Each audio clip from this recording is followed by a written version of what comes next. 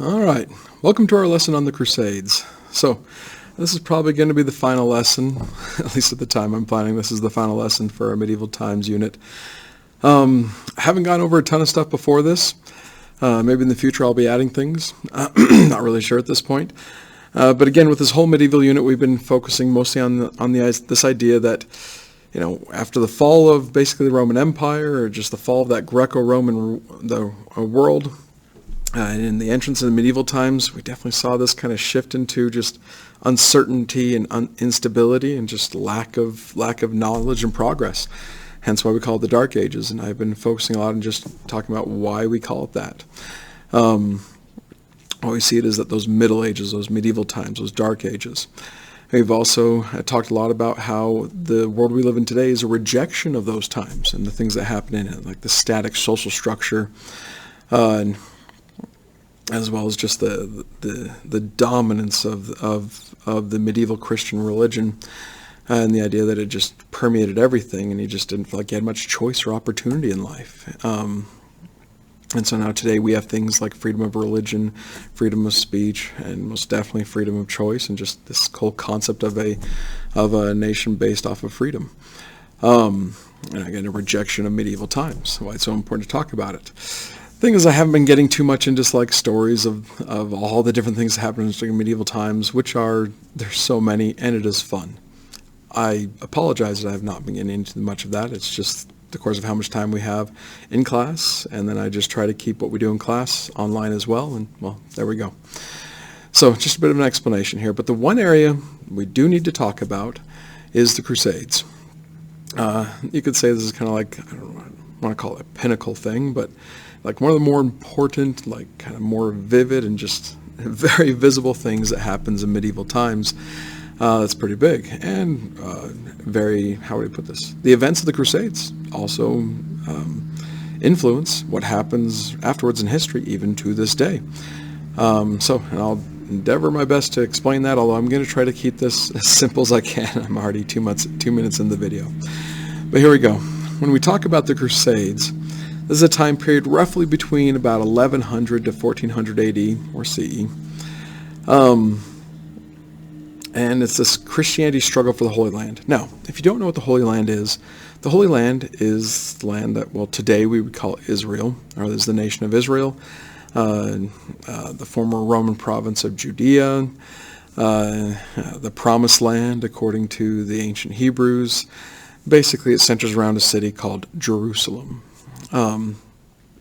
This is basically the land where Christ is born, where Christ is crucified, and it's a pretty important place for the religion of Christianity.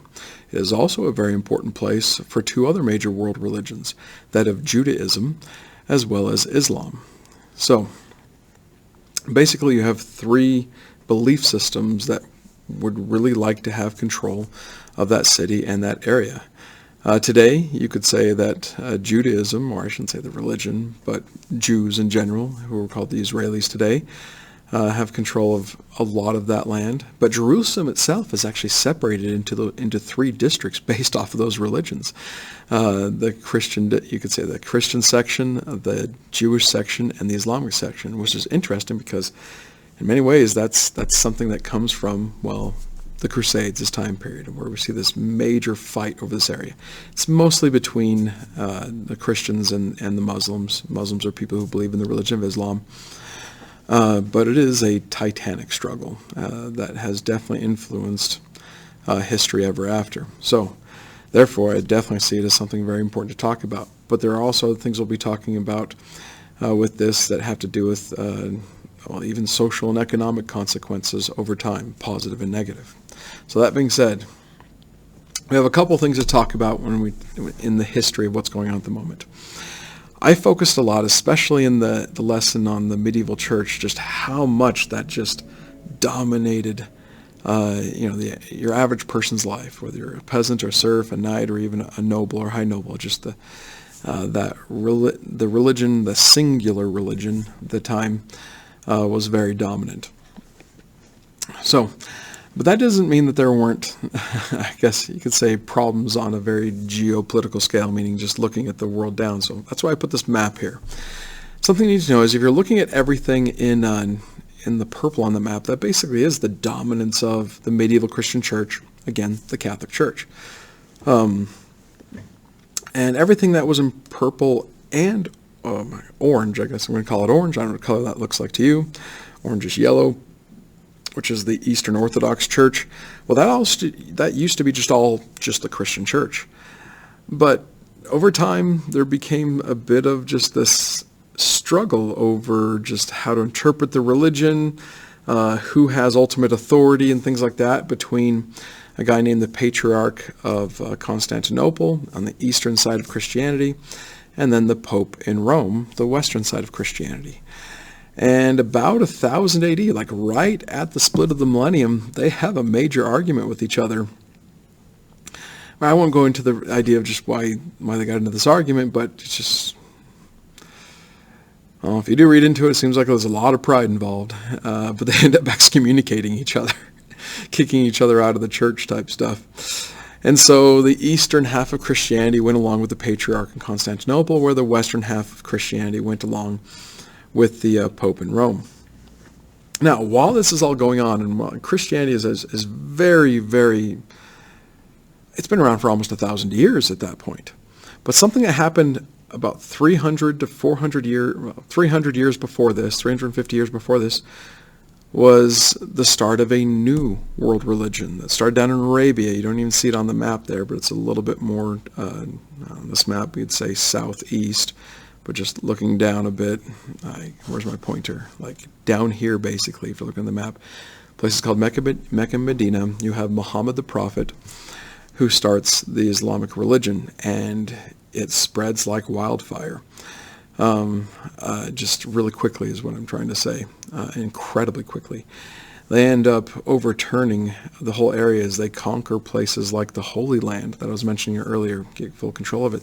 They take out all North Africa, and if you're also looking at Spain there, they actually take over a good chunk of Spain, in fact dominate it. And between about 700 in the 700s AD, up until the time of Christopher Columbus in the 1400s, there's this massive struggle between Christians and Muslims in the Iberian Peninsula, which today is Spain and Portugal. So anyways, so now you're seeing this kind of fight between, it's like, wow, we were the one major religion, the Christian religion. Now there's this other major religion out there, and they're definitely not right. And of course the Muslims saying, well, they're not right, and just tolerance does not abound. I actually should take that back. There was actually a lot of tolerance, but tolerance did not win out in the end. Let's put it that way. Anyways, so there's just this big thing that happens. Now, if you're looking also there, I just keep pointing, but right here, which says the Seljuk dominions, where it has like the orange-yellow lines going through it, those are areas that were predominantly Christian. In fact, most all of that was predominantly Christian. And essentially Islam creeps up and starts taking away more chunks and more chunks and more chunks. In some areas, people are allowed to remain Christian, I guess to say, but a lot of times, a lot of people either just kind of went with the winds or were forced to convert. Again, there's a lot of different stories there. I don't want to go get down it, but it was different. Let's put it that way. So, but that's the state of the world around the turn of millennium, about 1000 AD/CE, where you have kind of the two powers of Christendom and the dominant Islamic religion coming up as well. And the core area of conflict between the two is there in Spain, between, you could say, the Catholic Christianity and Islam, as well as in Asia Minor, or today what we call Turkey, and the Middle East, between Eastern Orthodox Christianity and Islam. Now, is there still big fights between Orthodox Christianity and Roman Catholicism? Yeah, there is. But I'll get to that in a little bit. So, again, I hope you're following along all right here, but there's a lot of this stuff to explain, to talk about what's going on here. Eventually what happens is, about 1071 AD, as I say here, there's a major battle that happens called the Battle of Manzikert. And this is where the Byzantine Empire is able to organize the largest army it can to basically try to combat against the Seljuk Turks. By the way, the Seljuk Turks are a group of nomadic peoples from Central Asia that have converted to Islam. And they actually see it as their duty to spread Islam whatever way they need to. By the sword is one of their choice methods. And so the Byzantines and the Seljuks go at it in the Battle of Manzikert. Huge battle, and in the end, the Byzantines are crushed. Now, I haven't even said who the Byzantines are yet. I apologize. I'm just assuming you might know. The Byzantine Empire is the name of the empire, the Christian empire dominated by the Eastern Orthodox Church. So basically, the Eastern Orthodox believers get destroyed by the Seljuk Turks, who are believers in the religion of Islam.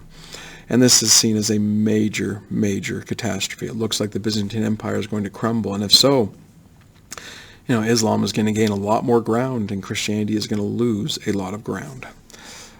So, in a call for help, the emperor of the Byzantine Empire, and the patriarch as well of the Eastern Orthodox Church, asked for help to the Pope in Rome. Just think about this. Just 50 years before, these two sides just split and just hated each other, and now one of them is on the side of like, oh dang, we are so much in trouble. Can we forget about our differences, please? Please come save us. Please come save us. There's so many armies over there in Europe that you guys could bring down and help us. Could you please come and help us? And the Pope at the time, again named Pope Urban II, says, he sees the writing on the wall, but says, this is the perfect time to combine Christianity back again, show that I am the leader of Christianity, but we do need to fight back against these heathens, against these non-believers, the Muslims. And this is a perfect time to reclaim the Holy Land, something that they've been wanting to do for 300 years and just hadn't. It's just on everybody's mind. Well, one day we'll go back and get the Holy Land. And now finally Pope Urban does.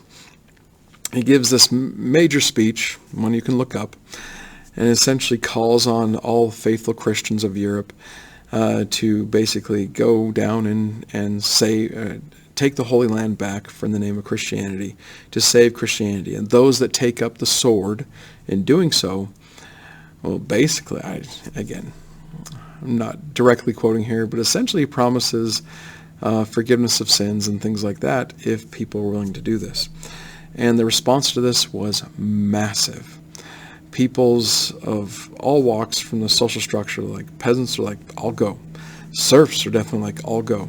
And a lot of knights and nobles are like, yes, we'll go. We feel like this is our duty to. And hence begins the Crusades. So the Crusades are really seen as happening in kind of 4 major waves, although technically I believe there are 7 official Crusades, but I'm only going to talk about the first 3 because the 4th and after that, and this map only talks about the 4th itself, I'll point this out in a second, they're really not Crusades, let's put it this way. At least, well, anyways, if you look at the Crusades here, the first Crusade gets down to the Holy Land. It actually is incredibly successful. Sets up what are called the Crusader states. Those become Christian kingdoms and kind of like the realm of Islam around them. They're very successful in creating that.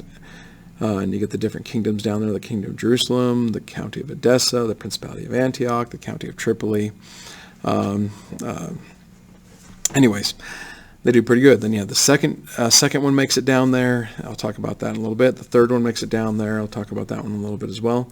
But if you look at the 4th Crusade, it gets to Constantinople, not any further. Constantinople is the capital of the Byzantine Empire, like the seat of Eastern Orthodox Christianity. And basically the 4th Crusade it was a Christian on Christian crusade.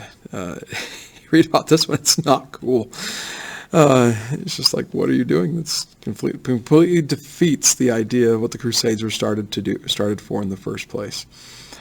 Anyways, so I'm not going to talk about that one as much because it just, doesn't lead into the major outcomes and consequences of the Crusades that I'm going to get into, although there's major consequences to the 4th Crusade, yes. But in this lesson, I'm trying to keep it to maybe 25 minutes. I'm already at 15. I'm sorry, guys. So, First Crusade. Basically, you get tens and thousands of trained knights and nobles that go down and are very successful in taking out taking out areas and creating Christian strongholds in the Holy Land. And most importantly, they do get Jerusalem and create the Kingdom of Jerusalem. Most of these knights and soldiers come from places like France, Germany, and Italy. Not so much Spain, because Spain has their own problems over there with their own, what we call Reconquista, you could say their own crusade. And then England, not yet. They'll come into it in the Third Crusade, but not yet. But there are two other crusades that I'd like to mention that goes along with the First Crusade. Not other crusades, they're parts of the First Crusade, but man, they are not successful. First off is you get this hordes, like hundreds of thousands of peasants and serfs that answer the call. This actually hurt Europe economically because you needed people up on the lands farming and doing the skills.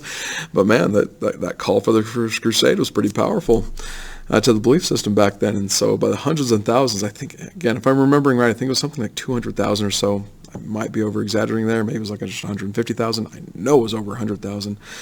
But they just walked down to the Holy Land, kind of causing a lot of mayhem along the way because they got to eat somehow. And they get slaughtered. They're not trained soldiers. They don't have any tactics. They're just think that God will go before them and protect them. And once they get down and actually go up against a Turkish army, a Muslim army, they get slaughtered. It's definitely a sad affair there. Overall, just tragic, I guess you could say, although many bad things happen. And then one of the most just unfortunate things to happen is what's called the Children's Crusade. I don't think I talk about it in the PowerPoint because I was trying to keep things simple, but I can't talk about the Crusades without talking about the Children's Crusade. Basically, I can't remember his name now. I hope I'm not getting it wrong, but some guy basically reads the Bible. He's a church official, so he can read the Bible. And basically goes over scriptures that talk about how little children will be the ones to kind of save the earth or become like a little child in meekness and humility and things like that. And he takes that to mean, we'll win this. We'll beat those Muslims with little kids. And so he starts organizing a crusade based off of tens of thousands of children. I think the ages, I can't remember what the ages are, but in your mind, think of 8-year-olds up to 15-year-olds. And so he organizes them, he gets down to a port, he wants to hopefully people will take them over to the Holy Land to prosecute this crusade with kids. And the people that own the ships are like, sure, we'll take them on. So they did. This is so bad. They take all these kids on these ships, and they're never seen again because the ship owners sell all those kids into slavery. And I believe it was mostly into Muslim markets too, but I imagine some Christian markets, just wherever you can sell a slave, these kids are sold into slavery. It's a bit of a heartbreaking scenario right there. Not a bit, a huge heartbreaking scenario. It's a tough one to read about. Just oh man, you feel so bad for those kids. Just dang. But I don't feel like I could talk about the Crusades without at least telling that one story that's in there. There's tons of other stories, by the way, that I'm skipping over. Hope it maybe tickles your fancy a little bit to look this stuff up yourself. So I'll try to be a little bit more succinct in finishing this lesson off. The Second Crusade happens when, after a little bit, Muslim forces were able to reorganize, they were very disorganized, and it's one of the reasons why the First Crusade was able to be so successful. Is they didn't have a very good combined army to go against the first armies of Crusaders that came down, even though they were easily able to kill off that army of peasants. But they could not deal with the knights too well. The Second Crusade, though, is that the Muslim armies do organize fairly well, and they are able to retake the county of Edessa, the Crusader state of Edessa. And this is seen as a big, we can't let that happen type thing in Christendom, so they call a Second Crusade. And so you get the King of France and the Emperor of Germany come down with major armies, and they're doing pretty good. They win some battles until they come to a major final battle, and it does not go their way, and they end up losing. So the Second Crusade ultimately is seen as a failure. They do not retake the Kingdom of Edessa, but they do strengthen the other Crusader states like Tripoli and Jerusalem. So then in comes kind of the counteroffensive, and one of the more famous people, not just of Crusader history, but all of history, a Muslim leader named Saladin, or again, that's the way of saying it in English. I think Salahuddin. Anyways, a very famous guy and just incredibly good general, politician, just all the above, leader in general. He is definitely able to organize the Muslim forces behind him, and eventually is able to defeat the fairly strong Crusader army of the kingdom of Jerusalem, lays siege to Jerusalem and takes it.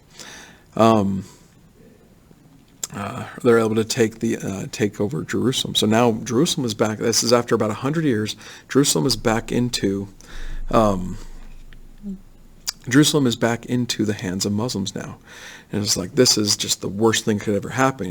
If Tripoli were to fall, okay, we get it, but not Jerusalem. We can't let the actual city of the Holy Land fall, and places like Nazareth and Bethlehem fall into Muslim hands again, speaking from a Christian perspective. So when the Third Crusade is called, and in this case, you have the infamous Richard the Lionheart, the King of England. He answers the call. Philip II of France answers the call, and Frederick Barbarossa of the Holy Roman Empire, which is Germany basically, heeds the call and get massive armies. It's believed that Frederick gathered an army of over 100,000 knights, which was just incredible at the time. But if you're reading down at the bottom, it just doesn't go so well. Like, it seems like it's going to be like, this is going to do it. This is going to retake the Holy Land. And Frederick drowned somehow in a stream, and no one got him out of it. I always kind of wonder about that. How did he drown? It's like, I kind of wonder if his guys were like, we don't really want to go, so just let him stay in there. I don't know. But his whole army is just like, let's go back home. So a huge German army just walks back home. They don't even make it to the Holy Land. The French and the English make it there. But the French and English have a huge history of not getting along with each other, and Richard and Philip do not get along with each other. And after they have some pretty good minor victories on their way down there, where they're working at least pretty good with each other, Philip gets so ticked off with Richard, he's like, I'm out of here. I am leaving. I cannot stand you. And maybe he wanted to go home in the first place, so Philip leaves. But Richard, he's the diehard. He stays. And he actually beats Saladin in their first battle, but it wasn't the type of battle where he'd then be able to go, okay, I got Jerusalem now. He's able to retake a town called Acre, however you say that. And then there's this stalemate for the next, I can't remember, 5 years or so between Richard and Saladin, where apparently, from the records, they actually kind of become friendly towards each other. And then later on, Richard just decides, I got a promise from Saladin that he'll allow Christian pilgrims to go into the Holy Land. That's really what we want. If they're going to be in control of it, but they're going to allow Jerusalem to kind of be an open city to all, to Christians, Jews, and Muslims, and we'll go with that. Which is kind of odd, because the first order of business he took care of was killing every Muslim in Acre when he got down there. So definitely a change of heart on his part. So...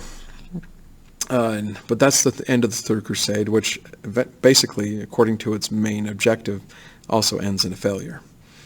And definitely the Muslim armies end up winning this overall. Yes, there's four other crusades that happen, but like the Fourth Crusade, but nothing really comes of it in the idea of retaking the Holy Land. But the one thing that does stay there is one of those Crusader states, I think it's the Tripoli, the Principality of Tripoli, lasts for a long time, ends up turning in, if I'm getting this right, that one turns into the country of Lebanon today. And just because the Crusaders end up losing that, a lot of Christian pilgrims that went down there and went to go down and live for the time, or people that were Christian there from the first place, well, Christianity is still a major, major religion in that area. But so is Islam, and so are the Jews. I'll get to that in a second. But as these different cultures are meeting with each other, as you have these Christian kingdoms like the English and the French and the Germans and the Italians and the Spanish meeting up with groups of people like the Arabs and the Turks and all the peoples of the Middle East, they start recognizing that those empires, the Islamic empires, they're smarter, they have a lot more education, and it has served them quite well. In fact, because of their education, they seem to be a little bit more on the tolerant side back then. There's things like gunpowder, that they start getting introduced to. New foods that are just amazing, never seen before. New clothing that's just amazing as well. And Europeans in general are just like, can we trade you for that? Like, I guess we were going to conquer you in the first place, but can we at least trade you for some of that stuff? And that actually starts up a major trading thing, like the Silk Road idea becomes even bigger. And I hope you know about the Silk Roads. And access to things like gunpowder, sugar, spices, education, new inventions, that are from the Middle East, from India, and from China, places that were actually doing quite well, whereas Europe was in the Dark Ages. Those places are actually doing very well. They're not in a dark age. And consequently, even though the Crusades are about reconquering the Holy Land, it becomes one of the major steps to getting out of the Dark Ages, because this area that is kind of backwards, Europe is very backwards, becomes introduced to areas that are not so backwards. And it helps pull them up out of it. It takes hundreds of years to do so, but it begins to help pull them up out of it. There's other things that go along with it as well, but this is seen as one of the major factors that helped start modern times. Hence why I feel like it was worth having a major lesson on the Crusades. In fact, I'd be derelict probably if I didn't give you a lesson on the Crusades. I already feel derelict because I'm not giving lessons on other things like, say, the 100 Years' War and stuff like that. I probably should. But we'll see how things go in the future. Right now I'm just trying to keep things simple and to the time we have in class.